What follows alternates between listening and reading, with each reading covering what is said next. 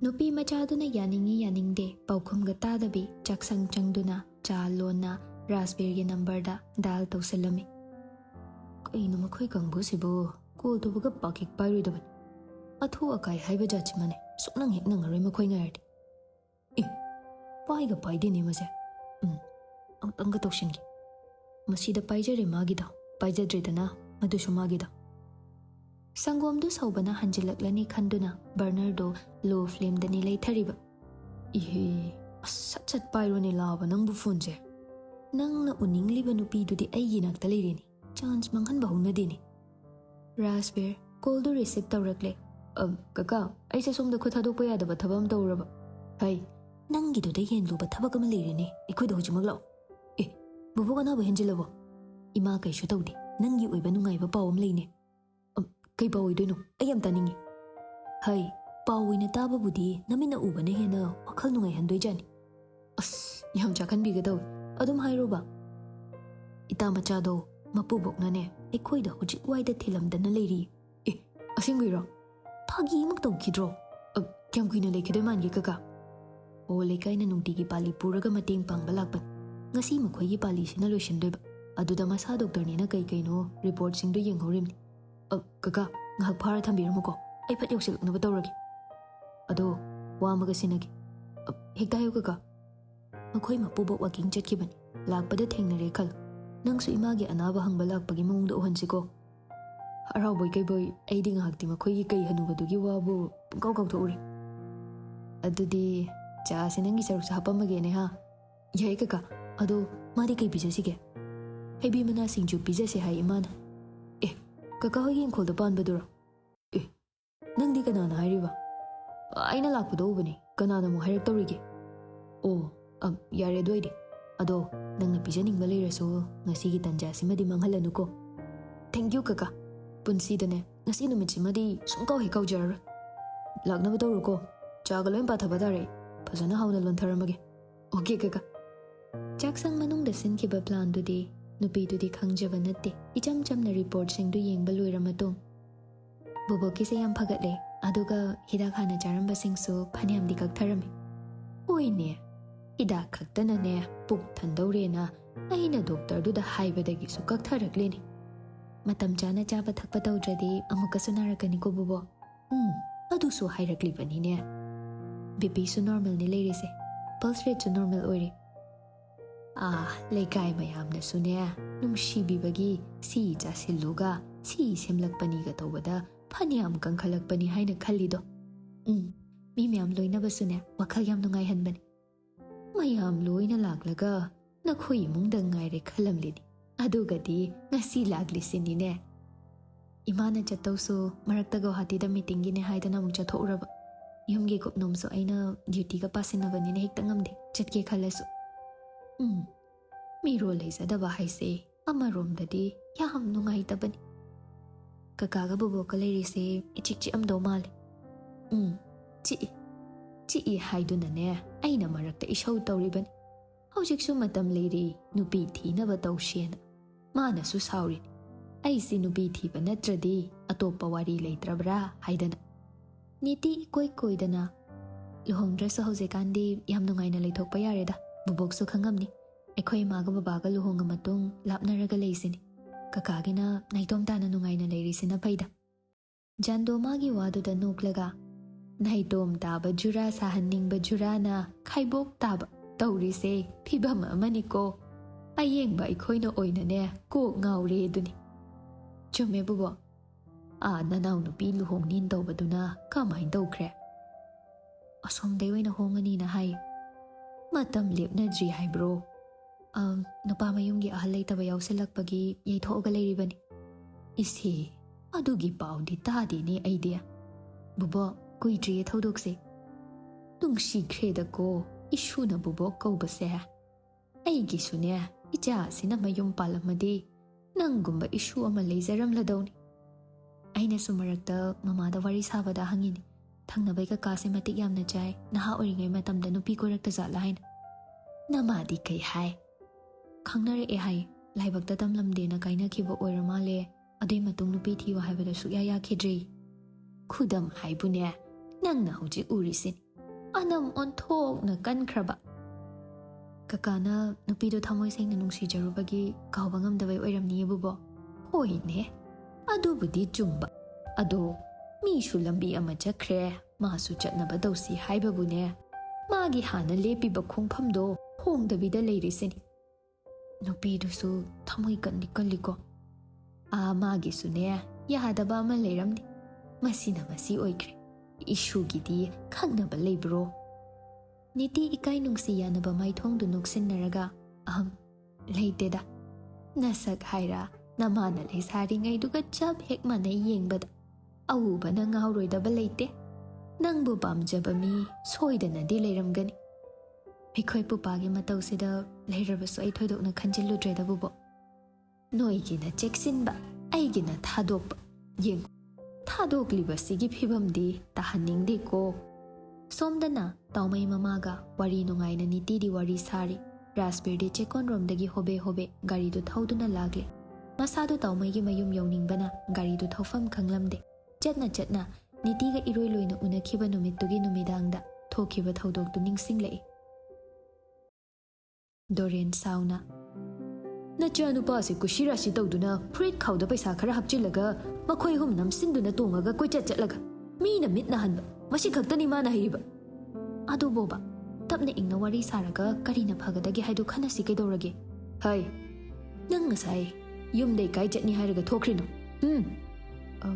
chak chanani hain chatluban aduga karigi David na nangbu yumsida thibala amiba ha lakpa hoidasu la ami angangdo noida yaushilakbra haina mapada hangla amdradi aikhoi kemta khangamaroi noina toise nangdi lakpa hoida chatni hairamlaga kadai chatli bai bungo lakpa dusune sekmai jing haibra aduda chatlui haibani mamta machada onsillaga nangbu kadai chatluge singna khum kaidai khumdoino fattabali chatlamgani adunane haibada kiriba thoiba aina sarokpa ngaiga kadai chatlui singna khum koiba chatlubani narega tachinai sina kaigi ha makhoi pong amta ngai khose ai maga amta wari sakhige hangu kadai da kanaga koiba chatluribano phaidingaromda garden phasaba lei haido yengusena chutpai lambida lakpai gari do yasilaktaban lakpaga nanga pundi khanglamaktada magi gari yadedi kaino ha magi gari do aina pubani pong kanaga chatliba nangde raspberry ngahak tumin leiraga tapna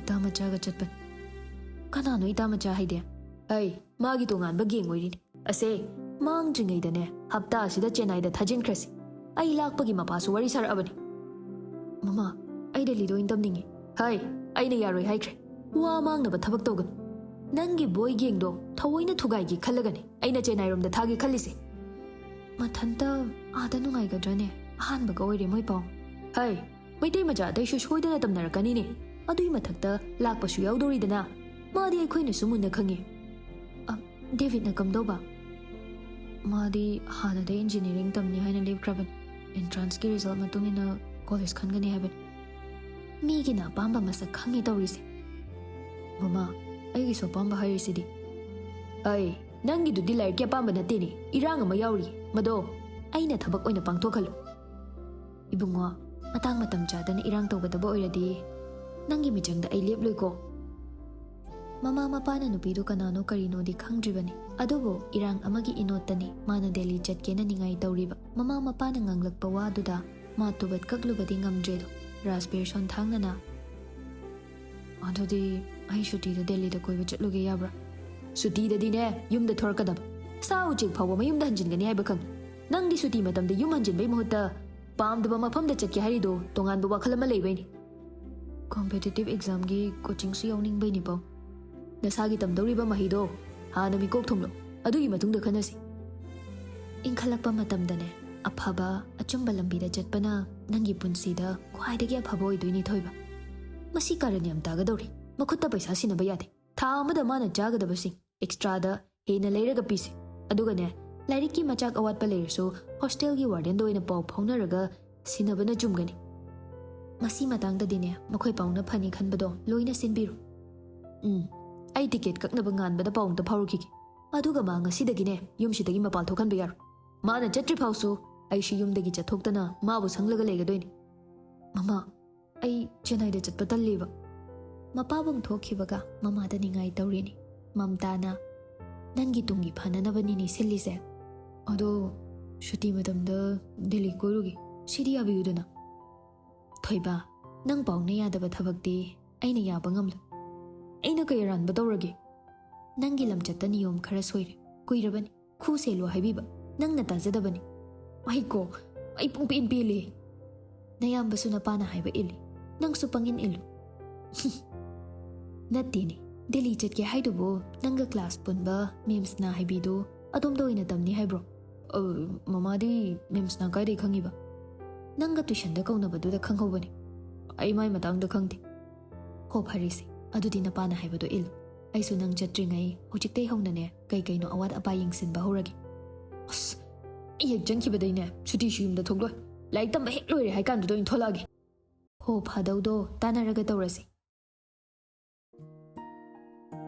ꯁꯥꯎꯔꯛꯅꯕ ꯅꯨꯃꯤꯠꯀꯤ ꯋꯥꯔꯤꯗꯣ ꯒꯣꯂꯥꯏ ꯂꯩꯁꯤꯜꯂꯛꯄꯗ ꯍꯧꯈꯤꯕꯅꯤ ꯂꯣꯏꯈ꯭ꯔꯕ ꯊꯧꯗꯣꯛꯅꯤ ꯍꯥꯏꯕꯗꯨ ꯅꯤꯡꯁꯤꯡꯂꯛꯏ ꯆꯦꯟꯅꯥꯏꯗ ꯂꯩꯔꯁꯨ ꯑꯩꯕꯨ phone ꯄꯥꯏꯍꯟꯈꯤꯗꯦ ꯌꯨꯝ ꯊꯣꯔꯛꯇ꯭ꯔꯦꯅ ꯑꯩꯕꯨ ꯁꯥꯎꯕ ꯊꯦꯝꯂꯛꯑꯒ ꯗꯦꯜꯂꯤ ꯀꯣꯏꯖꯔꯨꯆꯣ ꯍꯥꯏꯕꯩ ꯃꯍꯨꯠ ꯄꯥꯕꯨꯡꯒ ꯏꯃꯥꯒ ꯑꯣꯏꯅ ꯂꯥꯛꯇꯨꯅ ꯑꯩꯒꯤ ꯁꯨꯇꯤꯗ ꯑꯩꯒ ꯄꯨꯟꯅ ꯂꯩꯃꯤꯟꯅꯈꯤ ꯅꯣꯡ ꯐꯥꯗꯣꯛ ꯃꯤꯒꯤ ꯐꯣꯟꯗꯩ ꯇꯟꯖꯥ ꯐꯪꯕ ꯃꯇꯝꯗ ꯁꯣꯁꯤꯌꯦꯜ ꯃꯤꯗꯤꯌꯥꯗ ꯆꯪꯗꯨꯅ ꯑꯩꯅ ꯃꯥꯕꯨ ꯀꯌꯥꯔꯛ ꯊꯤꯕꯗ ꯑꯗꯨꯝ ꯐꯪꯈꯤꯗꯦꯀꯣ ꯏꯇꯥꯝꯆꯥ ꯎꯅꯤꯡꯕ ꯃꯇꯝꯗ ꯎꯕ ꯐꯪꯈꯤꯗ꯭ꯔꯕꯤ ꯅꯪꯁꯦ ꯉꯁꯤꯗꯤ ꯀꯀꯥꯅ ꯃꯈꯣꯏꯗ ꯂꯥꯛꯏ ꯎꯅꯖꯍꯧ ꯂꯥꯎ ꯍꯥꯏꯅ ꯀꯧꯔꯛꯂꯤ ꯑꯩ ꯂꯥꯛꯇ꯭ꯔꯤ ꯐꯥꯎꯗꯤ ꯅꯪ ꯑꯗꯨꯝ ꯂꯩꯔꯝꯃꯨꯀꯣ ꯎꯆꯤꯟꯅ ꯆꯤꯟꯅ ꯇꯥꯎꯃꯩꯒꯤ ꯊꯣꯡꯒꯥꯜ ꯌꯧꯔꯦꯗꯣ ꯉꯁꯤꯗꯤ ꯁꯣ ꯂꯣꯜꯂꯝꯗꯕ ꯑꯣꯏꯕꯅ ꯏꯔꯥꯏ ꯂꯥꯏꯅ ꯃꯥꯅ ꯍꯥꯡꯗꯣꯛꯆꯔꯒ ꯁꯨꯃꯥꯡ ꯇꯝꯅ ꯒꯥꯔꯤꯗꯣ ꯊꯧꯖꯤꯜꯂꯛꯂꯤ ꯃꯔꯝ ꯃꯣꯛꯄꯒꯤ ꯁꯛꯂꯣꯟ ꯂꯧꯗꯨꯅ ꯒꯦꯠꯇꯣ ꯑꯃꯨꯛ ꯍꯥꯟꯅꯒꯤ ꯃꯑꯣꯡꯗ ꯉꯥꯁꯤꯜꯂꯝꯂꯦ ꯁꯨꯃꯥꯡ ꯃꯇꯣꯟ ꯌꯧꯕꯒ ꯃꯤꯍꯧꯗꯣ ꯍꯥꯏꯐꯦꯠ ꯐꯥꯊꯖꯩ ꯑꯗꯨꯒ ꯏꯃꯨꯡꯗ ꯂꯩꯔꯤꯕꯗꯨ ꯀꯧꯔꯛꯂꯤ ꯀꯀꯥ ꯀꯀꯥ ꯕꯨꯕꯣꯛ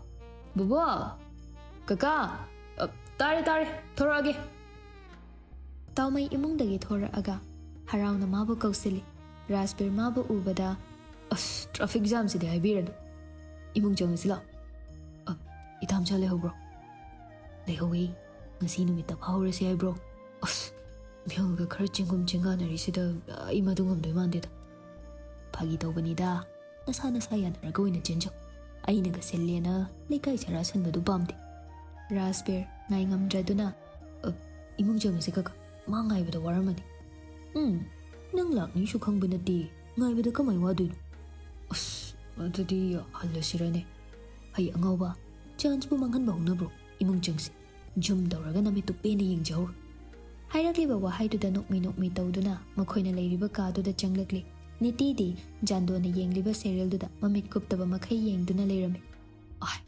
ꯂꯩꯔꯦꯅꯦ ꯅꯍꯥꯟꯈꯩꯗꯤ ꯂꯥꯞꯇꯛꯅ ꯃꯤꯌꯥꯝ ꯇꯤꯟꯕ ꯃꯐꯝꯗ ꯌꯦꯡꯕꯅꯤ ꯉꯁꯤꯗꯤ ꯗꯥꯏꯔꯦꯛ ꯔꯨꯝ ꯑꯃꯇꯪꯗ ꯎꯕꯁꯤꯗꯤ ꯃꯤꯍꯨꯜꯁꯦ ꯀꯩꯅꯣꯝ ꯇꯧꯈ꯭ꯔꯦ ꯍꯩꯃꯥ ꯏꯁꯨ ꯑꯣꯏꯔꯦ ꯃꯄꯥꯟꯗ ꯃꯤ ꯀꯧꯕ ꯃꯈꯣꯜ ꯇꯥꯏ ꯍꯥꯏꯔꯤꯁꯤꯗꯤ ꯑꯩꯅ ꯀꯧꯕꯅꯤ ꯏꯃꯥ ꯄꯥꯈꯣꯟ ꯑꯝꯇ ꯁꯤꯒꯦ ꯍꯥꯏꯗꯅ ꯑꯩꯁꯨꯅꯦ ꯏꯁꯥ ꯀꯜꯂꯦ ꯅꯪꯅ ꯑꯉꯥꯡꯁꯦ ꯑꯃꯨꯛ ꯀꯧꯕꯤꯔꯨꯗ꯭ꯔꯁꯨ ꯌꯥꯕꯗꯨꯕꯣ ꯄꯥꯈꯣꯟꯕꯨꯗꯤ ꯄꯥꯈꯣꯟ ꯍꯥꯏꯔꯁꯨ ꯕꯨꯕꯣꯛꯁꯨ ꯎꯅꯤꯡꯕꯩ ꯂꯥꯛꯄꯅꯤ ꯅꯪꯒꯤ ꯆꯥꯗꯨꯕꯨ ꯂꯣꯏꯗ꯭ꯔꯤꯕ꯭ꯔꯣ ꯏꯁꯨꯒꯤ ꯆꯥ ꯁꯔꯨꯛꯁꯨꯅꯦ ꯄꯤꯊꯛꯄ ꯀꯣꯟꯅꯗꯣꯏꯔꯣ ꯀꯣꯟꯅꯅꯤꯗ ꯏꯃꯥ ꯁꯤꯡꯖꯨꯗꯨꯅ ꯀꯔꯤ ꯐꯤꯕꯝꯗ ꯂꯩꯈ꯭ꯔꯦ ꯏꯍꯦ ꯑꯩꯗꯤ ꯀꯥꯎꯏ ꯁꯤꯡꯖꯨꯒꯤ ꯃꯆꯜ ꯂꯥꯡꯕ ꯂꯣꯏꯔꯕꯅꯤ ꯇꯣꯠꯀꯗꯕꯗ ꯉꯥꯏꯔꯕꯅꯤ ꯄꯨꯔꯛꯑꯣ ꯁꯤꯗ ꯄꯨꯔꯛꯑꯣ ꯑꯩ ꯇꯣꯠꯂꯒꯅꯦ ꯏꯁꯨ ꯑꯅꯤꯁꯦ ꯄꯤꯖꯁꯤ ꯍꯣꯏ ꯏꯃꯥ ꯔꯥꯖꯕꯤꯔ ꯋꯥꯈꯜꯗꯅ ꯑꯩ ꯂꯥꯛꯑꯒ ꯍꯔꯥꯎꯕꯩ ꯁꯛꯐꯝ ꯑꯝꯇ ꯎꯠꯇ꯭ꯔꯤꯁꯤꯕꯨ ꯍꯧꯅꯤꯡꯉꯤ ꯖꯥꯠꯂꯅꯦ ꯑꯩꯕꯨ ꯍꯥꯟꯅ ꯍꯦꯛꯇ ꯀꯧꯔꯁꯤꯔꯅꯦ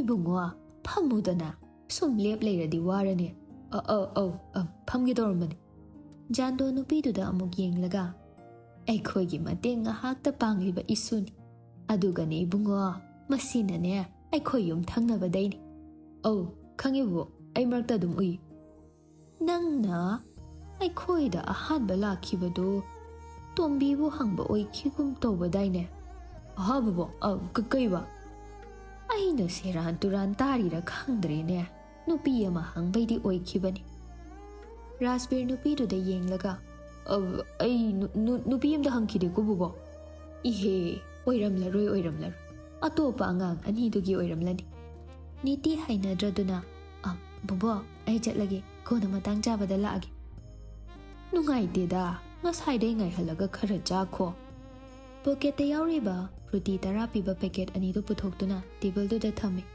ꯕꯣꯕꯣ ꯑꯃ ꯊꯛꯀꯦꯔꯥ?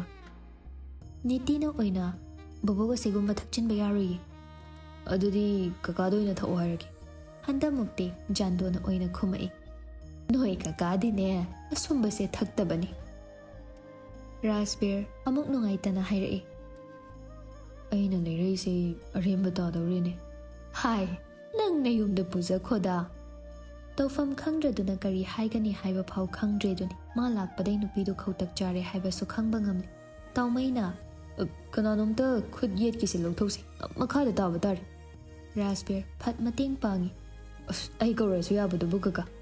ꯍꯩ, ꯌꯥꯒꯗ꯭ꯔꯥ ꯈꯜꯂꯨꯕꯩꯅꯤꯅꯦ꯫ ꯏꯃꯥ, ꯁꯦ ꯑꯉꯥꯡ ꯑꯅꯤ ꯄꯤꯖꯅꯤ ꯍꯥꯏꯕ ꯁꯤꯡꯖꯨꯗꯣ ꯇꯣꯠꯄꯤꯔꯣ꯫ ꯅꯪꯗꯤ ꯆꯥꯔꯣꯏꯗ꯭ꯔꯣ?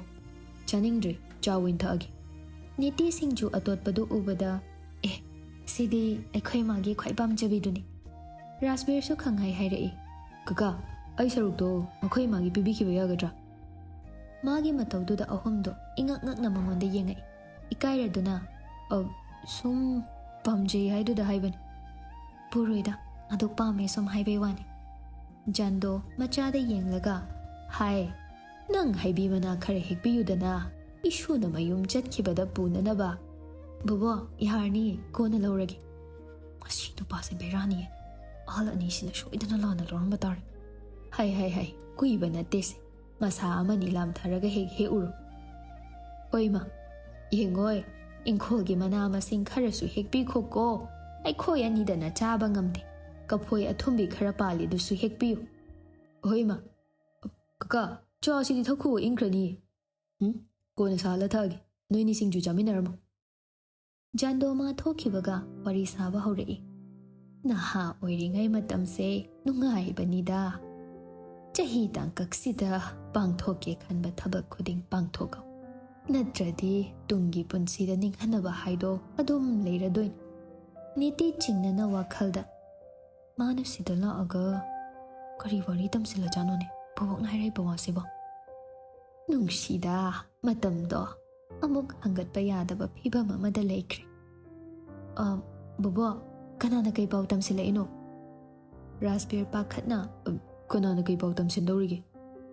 ꯗꯣꯛꯇꯔ ꯑꯃ ꯑꯣꯏꯅ ꯍꯪꯉꯤꯕꯅꯤ꯫ ꯁꯦꯔꯥꯟ ꯇꯨꯔꯥꯟꯒꯤ ꯄꯥꯎ ꯃꯌꯥꯝ ꯑꯃꯅ ꯑꯍꯜ ꯑꯣꯏꯔꯕꯤ ꯕꯣꯕꯣꯛꯀꯤ ꯋꯥꯈꯜ ꯄꯣꯊꯥꯍꯟꯗꯕ ꯑꯣꯏꯔꯗꯤ ꯃꯗꯨ ꯂꯩꯐꯧ ꯍꯥꯏꯗꯣꯏꯅꯤ ꯄꯥꯎ ꯇꯝꯂꯤꯕ ꯃꯤꯗꯨꯗ꯫ ꯖꯥꯟꯗꯣ ꯁꯤꯡꯖꯨꯗꯨ ꯈꯖꯤꯛ ꯈꯨꯛꯆꯤꯜꯂꯒ ꯍꯥꯎꯈ꯭ꯔꯦꯗ, ꯁꯤꯡꯖꯨꯁꯦ ꯉꯁꯤꯅ ꯃꯍꯥꯎ ꯇꯣꯉꯥꯜꯂꯤ꯫ ꯅꯤꯇꯤꯗꯤ ꯈꯪꯅꯤꯡꯕꯅ ꯃꯁꯥꯗꯨ ꯂꯩꯐꯝ ꯈꯪꯂꯝꯗꯦ꯫ ꯕꯣꯕꯣꯛꯀꯤ ꯔꯤꯄꯣꯔꯠꯁꯇ ꯋꯥꯈꯜꯒꯤ ꯑꯣꯏꯕꯁꯨ ꯌꯥꯎꯔꯤ, ꯃꯁꯤ ꯀꯔꯤꯅ ꯑꯣꯏꯒꯗꯣꯏꯅꯣ? ꯑꯇꯩ ꯅꯠꯇꯦꯗ, ꯅꯈꯨꯔꯥꯒꯤ ꯈꯟꯕꯗ ꯉꯥꯛꯇ ꯑꯣꯏꯔꯤ꯫ ꯀꯅꯥꯅꯁꯨ ꯑꯩꯉꯣꯟꯗꯅꯦ ꯑꯇꯣꯞꯄ ꯋꯥꯔꯤ ꯂꯤꯔꯗ꯭ꯔꯤ꯫ ꯕꯣꯕꯣ, ꯅꯣꯡꯃ ꯂꯤꯈꯤꯕ ꯋꯥꯔꯤꯗꯣ ꯃꯈꯥ ꯂꯤꯗ꯭ꯔꯤꯀꯣ?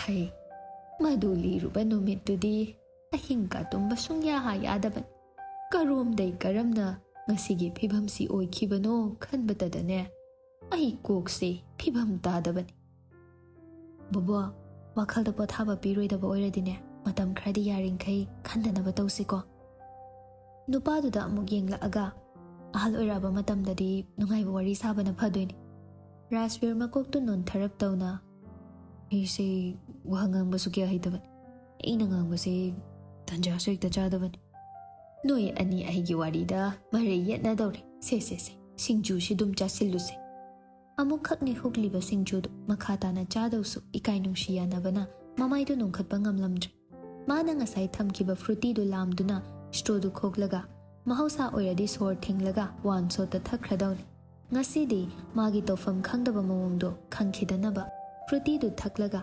ꯃꯇꯝ ꯂꯦꯟꯅꯕ ꯍꯣꯠꯅꯩ꯫ ꯃꯥꯒꯤ ꯃꯇꯧꯗꯨ ꯅꯨꯡꯉꯥꯏꯇ꯭ꯔꯦ ꯍꯥꯏꯕ ꯅꯨꯄꯤꯗꯨꯁꯨ ꯈꯪꯂꯦ꯫ ꯃꯤꯠꯐꯝꯁꯨ ꯅꯨꯄꯥꯗꯨꯗꯒꯤ ꯍꯣꯡꯕꯗꯤ ꯅꯠꯇꯦ꯫ ꯕꯣꯕꯣ, ꯁꯤꯡꯖꯨꯁꯦ ꯌꯥꯝ ꯍꯥꯎꯋꯦ, ꯆꯥꯁꯤꯜꯂꯨ꯫ ꯑꯩ ꯌꯥꯝ ꯆꯥꯁꯤꯟꯕ ꯀꯤꯖꯩꯗ, ꯅꯣꯏ ꯑꯅꯤꯗꯤ ꯅꯍꯥꯟ, ꯅꯣꯏ ꯑꯅꯤ ꯆꯥꯁꯤꯜꯂꯨ꯫ ꯌꯥꯔꯅꯤꯗ ꯕꯣꯕꯣ꯫ ꯔꯥꯖꯕꯤꯔꯅ ꯁꯣꯟꯊꯥꯡꯅꯅ ꯈꯨꯝꯂꯛꯄꯅꯤ꯫ ꯅꯤꯇꯤꯅ ꯀꯀꯥꯒꯤ ꯁꯤꯡꯖꯨꯁꯦ ꯃꯣꯔꯣꯛ ꯈꯔꯗꯤ ꯁꯥꯏ꯫ ꯏꯁꯦ, ꯑꯩ ꯃꯥꯕꯨ ꯀꯧꯒꯦ, ꯏꯁꯤꯡ ꯊꯛꯅꯕ ꯄꯤꯌꯨ ꯍꯥꯏꯒꯦ꯫ ꯅꯤꯇꯤ ꯇꯦꯕꯜꯗꯒꯤ ꯐ꯭ꯔꯨꯇꯤ ꯑꯃ ꯂꯦꯝꯍꯧꯕꯗꯨ ꯂꯧꯔꯒ ꯌꯥꯔꯅꯤꯌꯦ ꯕꯣꯕꯣ, ai fruity se thagi singju charaga sima thakpa se su mahau hengattoin ho noi na ha gi chinjak chau chau ai na khura se kui man kre kai do ri no ha ba do ong ta yengu ki raspberry na yani bubo ai ko rugi hai sum phamjin bai ai su war nga hak maning phawbadi chatluge sajel su oina ba ahal do makhoi anina leiriba ka du dagi labkhre khanglabasu nupa dugi non thaduna leikraba mai thong du di non khalakte magi matau du da nupi shu nungai tre niti tapna aina khara aggressive oi khramal I'm sorry kishu kaide da ai gi rasi da yawraban mafam se da la anona hai khraban maram lebe lakbani ai gi wari na kadai phawba le khraba lekhiba leide da bobok na hairami do na kari nang su ta hori duni ai gi oiba wana de hai khri dudi aina leiba mafam da nang toina lakan nang na leiba mafam du da khongsina mathan da thangjaki niti nokning da nok daga yam mal ai gonda waro bro ai di ke do waro doiba raspberry hai fet khodem laga namito ai su yum yo drengai lak boy da babung na ngairam kanana kari tamsin ki bano kangde asawa na gi wada da kai hapta du gi manung da ai bu jenai da chathan lani haina phirip logi ai kem da khangning de nang ne so hai ki dana nang delhi da damni na maduna marmor ga ai babung da delhi da makha tam gi haina ningai dogi ai gi wada de jenai da chatpada dum ta ki niti amuka so ai daning de raspberry mana ado haijara su makha tarakki sudi da ayum thogloi delhi da ina koi bachat ki haiba da su babung na yakide maduna marmor ga nangu na basu phangloi da ba aina yum thogla ga kai dawru toina haina manipur da thorakide niti maro leina namana basinga di paudi phawna ramni dana lakbai bani di punna damine aduga debit na tongale maga paw phawna ba khuding nangbu social media da thiyo na thial aduba phangkide yare to ai daning dre suti matam da babunga mamaga ai bu na balaki singna ai makhoi gi mayuk da leiba pamba nate haiba in ba machani khanglaki aduna maramoiraga degree se hikloi baga ai ga pama mafam da tamani ai ki ai shu kana honaki university gi gold medal se loki makhoi na delhi da chatlo haiba gi ayawa ga loina na chatki MBBS college khoding chatuna nangbu thiki phangkide ai ningba kaina chennai da mukhalaki niti warona thongmata ai gi yumrum da laktuna hanglabadi kaidoba takhoi pupana ai gi saksi uraga nangona kari karma mongda loina kidoino khanbada ai noi ler khajinbada thojin bangamda sorok machinda yenglaga hankiba sukyani ngahak tumin leiduna kapningbado khangjilaga ai sungot hotna khidabadi nati damcha